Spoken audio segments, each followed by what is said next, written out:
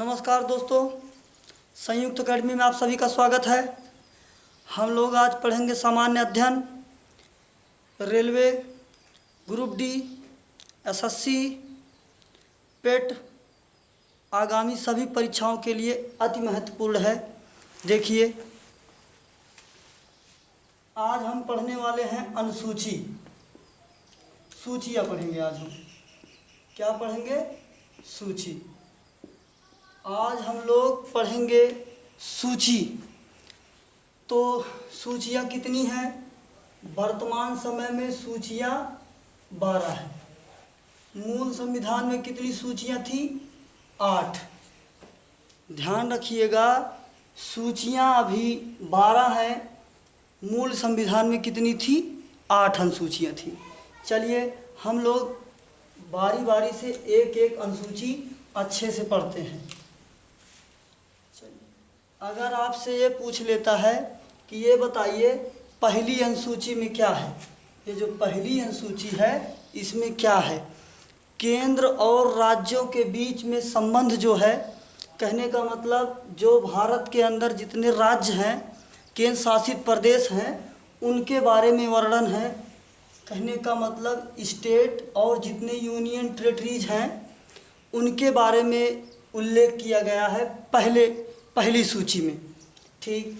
अगर आपसे पूछता है दूसरी सूची क्या है, तो दूसरी सूची है वेतन और भत्ता। जो हमारे पदाधिकारी हैं, राष्ट्रपति, उपराष्ट्रपति, राज्यपाल, प्रधानमंत्री, संसद, महान्यायवादी, तो इन सब के वेतन और भत्ते के बारे में जानकारी कहाँ से मिलेगी? सूची नंबर 2 से। चलिए अब हम बात करते हैं सूची नंबर 3 की। तो सूची नंबर 3 जो है ये शपथ है। राष्ट्रपति, उपराष्ट्रपति, राज्यपाल, इन सब के शपथ के बारे में जानकारी कहाँ से मिलेगी? सूची 3 से मिलेगी। चलिए बात करते हैं सूची 4। तो सूची 4 में राज्यसभा की सीटों का आवंटन है। राज्यसभा की सीटों का आवंटन। तो ये जो राज्यसभा है इसकी सीटों का जो आवंटन है ये है सूची नंबर 4 में। राज्यसभा में कुल कितने सीटें हैं? 250। राज्यसभा में कुल कितनी सीटें हैं? 250। 250 सीटों में से प्रत्येक 2 साल में, प्रत्येक 2 वर्ष में 1/3 सदस्य अवकाश ग्रहण कर लेते हैं। राज्यसभा के जितने सदस्य होते हैं उसका 1/3 सदस्य प्रत्येक 2 वर्ष में अवकाश ग्रहण कर लेते हैं। उनके स्थान पर नए सदस्यों को जगह दिया जाता है राज्यसभा में। अगर राज्यसभा की बात करेगा तो राज्यसभा अनुच्छेद नंबर 80 में दिया गया है। राज्यसभा प्रथम सदन है। कहने का मतलब ये स्थायी सदन है, कभी भंग नहीं होता है, और ये उच्च सदन है। भंग ना होने के कारण इसको उच्च सदन कहते हैं। एक बार बात फिर से ध्यान समझ लीजिए, राज्यसभा में सीटों की संख्या 250 है, अनुच्छेद नंबर 80 में है, प्रत्येक 2 साल में 1/3 सदस्य अवकाश ग्रहण करते हैं, और राज्यसभा को उच्च सदन कहते हैं, लोकसभा को निम्न सदन कहते हैं। राज्यसभा को स्थायी सदन कहते हैं क्योंकि ये भंग नहीं होती है, और लोकसभा को अस्थायी सदन कहते हैं क्योंकि वो प्रत्येक 5 साल में भंग हो जाती है। चलिए हम बात करते हैं अनुसूची नंबर 5 की। तो अनुसूची नंबर जो 5 है इसमें एससी और एसटी के संबंध में विशेष उपबंध हैं। उसके शासन प्रशासन के एससी और एसटी, अनुसूचित जाति और अनुसूचित जनजाति के संबंध में सूची नंबर 5 में विशेष प्रबंध दिया गया है। अब हम बात करते हैं सूची नंबर 6 की। तो ये जो सूची नंबर 6 है, इस सूची नंबर 6 में असम,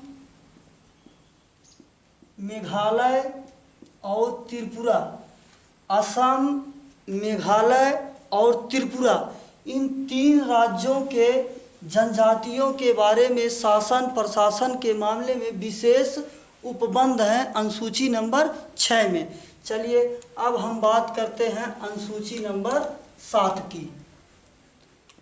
सूची नंबर 7 की तो देखिए भाई, सूची नंबर जो 7 है, अगर आपसे पूछ ले कोई कि ये बताइए सूची नंबर 7 में क्या है, तो आप लोग इस बात को विशेष ध्यान रखेंगे। सूची नंबर 7 में अनुसूची है। सूची नंबर 7 में अनुसूची है। अनुसूचियाँ कितनी होती हैं? अनुसूचियाँ 3 होती हैं। अनुसूचियाँ कितनी होती हैं? अनुसूचियाँ 3 होती हैं। एक संघ, एक राज्य, एक समवर्ती। ये अनुसूची नंबर 7 में ये 3 अनुसूचियाँ होती हैं। एक को कहते हैं संघ सूची, एक को कहते हैं राज्य सूची, एक को कहते हैं समवर्ती सूची। तो ध्यान रखिएगा, संघ सूची में विषय बनाने का, नियम बनाने का अधिकार केंद्र सरकार के पास है। राज्य सूची में नियम और कानून बनाने का अधिकार राज्य सरकार को है। विधानसभा, विधान परिषद, लोकसभा, राज्यसभा, जहाँ पर नियम राज्य सरकार भी बना सके और केंद्र सरकार भी बना सके, वो समवर्ती सूची के अंतर्गत आएगा। जो भी जिस भी विषय पर राज्य सरकार और केंद्र सरकार दोनों मिलकर नियम बना सकते हैं, वो समवर्ती सूची में आएगा। राज्य सूची में राज्य सरकार, संघ सूची में संघ। चलिए हम बात करते हैं भाग 8 की, मोस्ट एंड मोस्ट इम्पॉर्टेंट भाग 8। आप लोग भाग 8 ध्यान रखिएगा, बहुत ही ज़्यादा महत्वपूर्ण है। चलिए जो ये सूची 8 है, यह है भाषा के बारे में। ये जो सूची 8 है ये बताता है भाषा, बोले तो लैंग्वेज।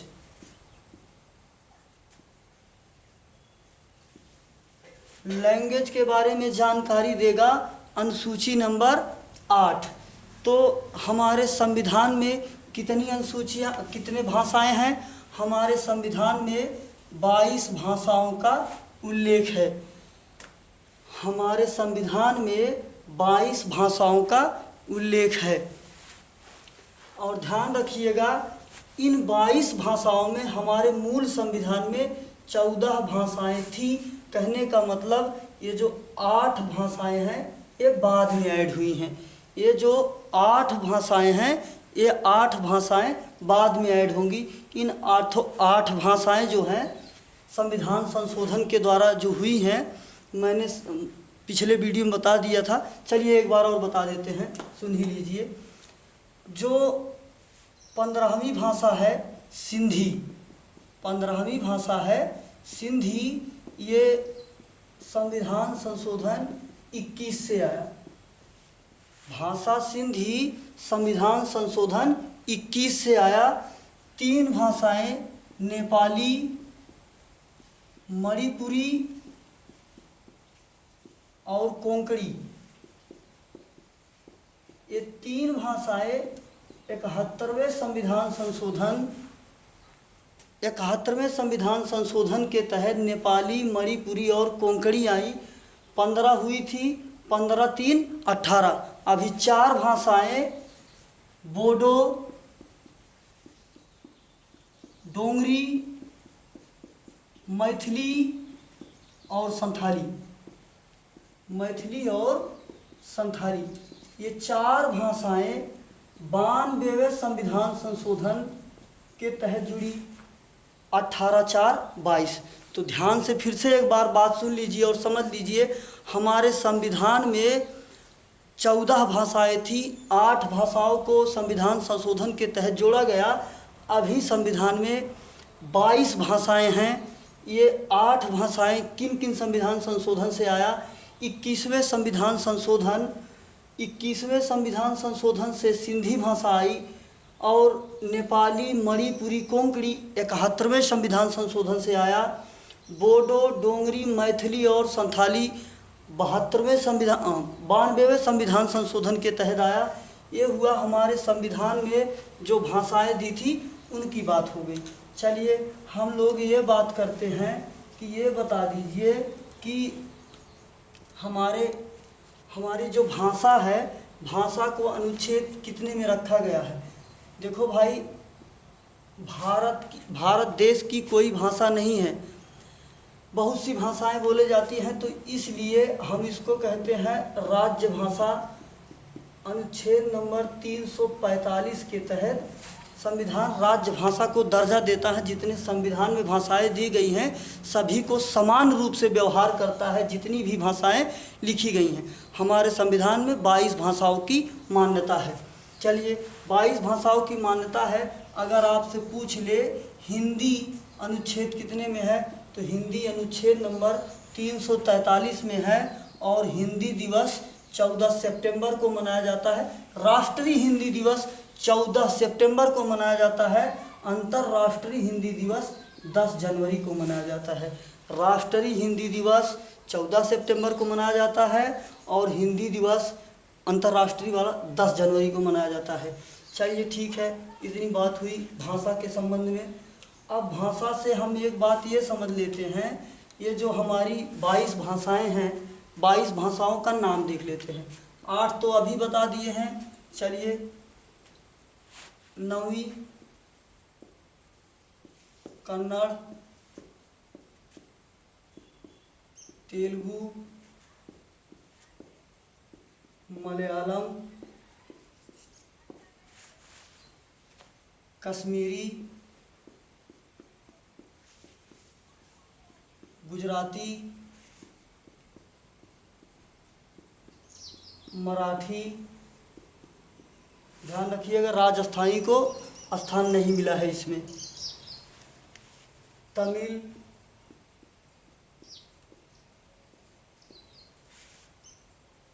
तमिल हो गया, पंजाबी,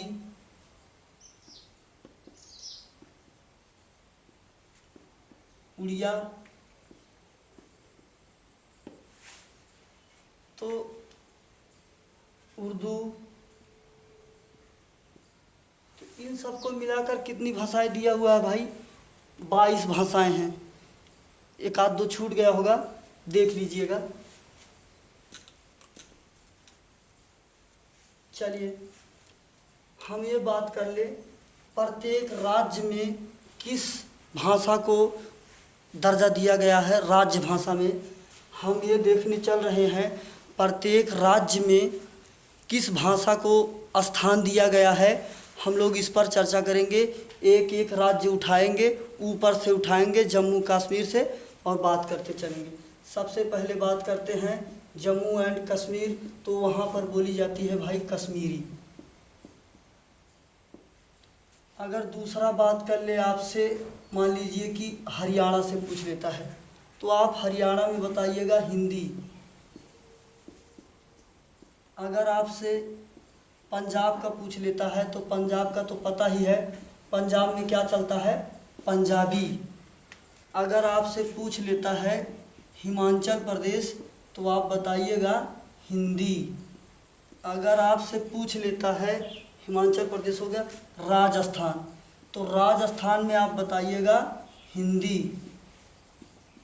राजस्थान में क्या चलता है? हिंदी।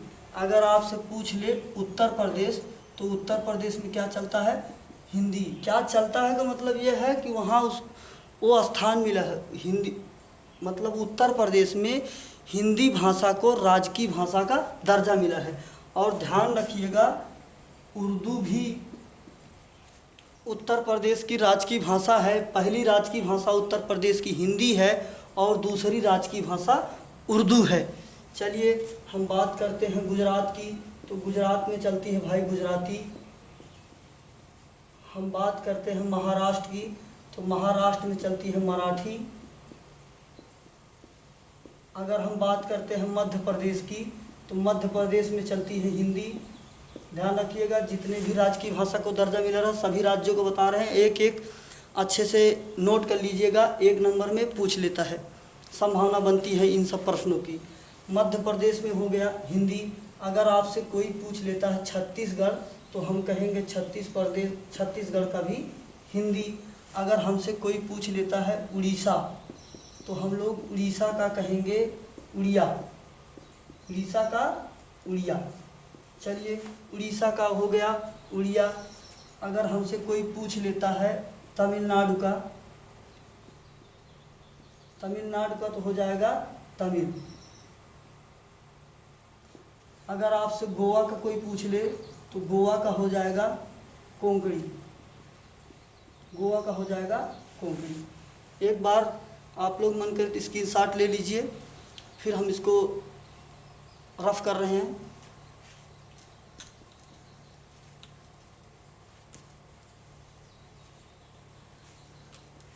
गोवा का हो गया कोंकणी। कर्नाटक, कर्नाटक का हो गया कन्नड़। और तेलंगाना का हो गया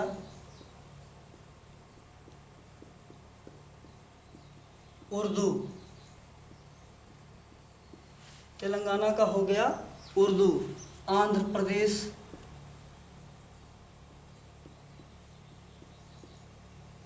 तेलुगु। अगर आपसे पूछ ले केरल, तो केरल का राज्य की भाषा है मलयालम, मलयालम। अगर आपसे पूछ ले वेस्ट बंगाल, मतलब कि पश्चिम बंगाल, तो पश्चिम बंगाल की राज्य की भाषा बंगाली। अगर आपसे पूछ ले सिक्किम, तो आप सिक्किम का कहेंगे, सिक्किम का हो जाएगा नेपाली, सिक्किम का हो जाएगा नेपाली।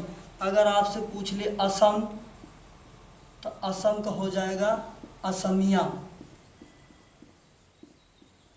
अगर आपसे पूछ ले आंध्र प्रदेश, आंध्र प्रदेश, तो आंध्र प्रदेश का हो जाएगा हिंदी। ध्यान रखिएगा मित्रों, आंध्र प्रदेश का हो जाएगा हिंदी, आंध्र प्रदेश का हिंदी। चलिए, हम यहाँ पर मिटा दे रहे हैं इसको। आंध्र प्रदेश का क्या हो जाएगा? हिंदी। आंध्र प्रदेश नहीं, सॉरी, अरुणाचल प्रदेश, अरुणाचल प्रदेश। आंध्र प्रदेश का तो भाई यहाँ लिखे हैं, मिटा दिए हैं। आंध्र प्रदेश का है, यहाँ पर है, सॉरी, तेलुगु। आंध्र प्रदेश का क्या है? तेलुगु। चलिए, ये अरुणाचल प्रदेश का हो गया। मणिपुर का मणिपुरी, मणिपुर का मणिपुरी। मिजोरम, मिजोरम का हो जाएगा दोस्तों मिजो, मिजोरम का हो जाएगा, मिजोरम का हो जाएगा मित्रों मिजो। अगर आपसे कह दे नागालैंड, नागालैंड की हो जाएगी अंग्रेजी। ध्यान रखिएगा, हमारे संविधान में अंग्रेजी को स्थान नहीं दिया गया है, फिर भी नागालैंड की राज्य की भाषा अंग्रेजी है। चलिए, एक राज्य और छूटा है, मेघालय। जितने राज्य हैं सभी राज्यों की राज्य की भाषा हमने बता दिया। एक है मेघालय, और मेघालय का हो जाएगा गारो। एक राज्य बच गया उत्तराखंड। तो मित्रों, उत्तराखंड का हो जाएगा हिंदी और संस्कृत। हिंदी और संस्कृत, ये दो भाषाएं उत्तराखंड राज्य की हैं। तो भाई, अपने प्रत्येक राज्य की जितनी भी राज्य की भाषा है, मैंने सबको एक एक करके बता दिया। अच्छे से याद रखिएगा, 1 नंबर में पूछने की प्रबल संभावना है भाषा से। एक प्रश्न ये है, अगर आपसे पूछ ले कि ये बताइए, जो ये भाषा है पूरे विश्व में सबसे ज़्यादा बोली जाने वाली भाषा कौन सी है? तो पूरे विश्व में सबसे ज़्यादा बोली जाने वाली भाषा अंग्रेजी है। इसके पहले मंदारिन थी, अभी प्रेजेंट टाइम में पहले पर कौन है? अंग्रेजी है, इंग्लिश। इसके पहले मंदारिन थी, अभी इंग्लिश है। मंदारिन बोलने वालों की संख्या 111.7 करोड़ है और इंग्लिश बोलने वालों की संख्या 113.2 करोड़ है। इससे ये बात पता चलती है कि पूरी दुनिया में इंग्लिश बोलने वालों की संख्या बढ़ गई है। इसके पहले मंदारिन थी। मंदारिन एक चीनी भाषा है, मंदारिन एक चीनी भाषा है, क्योंकि पूरे दुनिया में चीन की जनसंख्या सबसे ज़्यादा है। चलिए, इतनी बात हुई भाई भाषा से। अब हम बात करते हैं अपने संविधान में यही आठ सूचियाँ थी। 9वीं सूची जो है वो अब इसके बाद जितनी भी अनुसूचियाँ हैं सभी की सभी अनुसूचियाँ संविधान संशोधन के द्वारा जोड़ी गई हैं। अगर आपसे पूछ लेता है ये बताइए 9वीं अनुसूची क्या है, तो हम लोग ये कहेंगे 9वीं अनुसूची भूमि सुधार अधिनियम से है। 9वीं अनुसूची भूमि सुधार अधिनियम। 9वीं अनुसूची जो है भूमि सुधार अधिनियम से है। 9वीं अनुसूची भूमि सुधार अधिनियम से है, जो कि पहले संविधान संशोधन के द्वारा 1956 में जुड़ी पहले संविधान संशोधन के द्वारा भूमि सुधार अधिनियम, जिसको हम लोगों ने नाम दिया अनुसूची नंबर 9। अब हम लोग बात करेंगे अनुसूची नंबर 10 की। तो अनुसूची नंबर 10 जो है वो दल बदल कानून से है। अनुसूची नंबर 10 जो है वो दल बदल कानून से है। इसके तहत 52वां संविधान संशोधन हुआ। 1985 में प्रधानमंत्री राजीव गांधी के कार्यकाल के दौरान ये 52वां संविधान संशोधन दल बदल हुआ, जिसके तहत 10वीं अनुसूची अपने संविधान में जोड़ी गई। चलिए हम बात करते हैं 11वीं अनुसूची की। तो भाई ये 9वीं, 10वीं, 11वीं और 12वीं संविधान संशोधन के द्वारा संविधान में जोड़ा गया। तो अगर हम बात करते हैं 11वीं अनुसूची की, तो 11वीं अनुसूची पंचायती राज व्यवस्था से है। पंचायती राज व्यवस्था। ये प्रश्न बहुत ही इम्पोर्टेंट है, इसको इम्पोर्टेंट करके नोट कीजिएगा। इससे बहुत सारे प्रश्न बनते हैं और जितने प्रश्न बन सकते हैं सबके बारे में आपको बता दे रहे हैं। तो भाई 11वीं जो अनुसूची है, ये 11वीं अनुसूची पंचायती राज व्यवस्था से है। ये 11वीं अनुसूची पंचायती राज व्यवस्था से है। तो चलिए हम लोग यहाँ बात करते हैं पंचायती राज व्यवस्था के। हाँ सुनो ना। चलिए ठीक है, ये हुआ 73वें संविधान संशोधन के तहत 1992 में ये लागू हुआ 24 अप्रैल 1993 से। इसीलिए 24 अप्रैल को पंचायती राज दिवस मनाया जाता है। अगर आपसे पूछ ले सबसे पहले पंचायती राज को लागू करने वाला राज्य कौन सा है, तो भाई वो 2 अक्टूबर को 1959 में राजस्थान के नागौर ज़िले में लगा। 2 अक्टूबर 1959 को राजस्थान के नागौर ज़िले में लगा। दूसरा लगाने वाला राज्य जो है वो है आंध्र प्रदेश। चलिए अब हम बात करते हैं 12वीं अनुसूची की। तो ये जो 12वीं अनुसूची है वो आया 74वें संविधान संशोधन के तहत और ये संबंधित है नगर निगम से। ये संबंधित है नगर निगम से, जो कि 74वें संविधान संशोधन के तहत आया। ये देखिए भाई 12वें के 12 अनुसूचियाँ मैंने बता दिया, आप नोट कर लीजिए, जो कि सभी परीक्षाओं के लिए अति महत्वपूर्ण है और पेट में एक प्रश्न पूछे जाने की इसमें प्रबल संभावना है। धन्यवाद।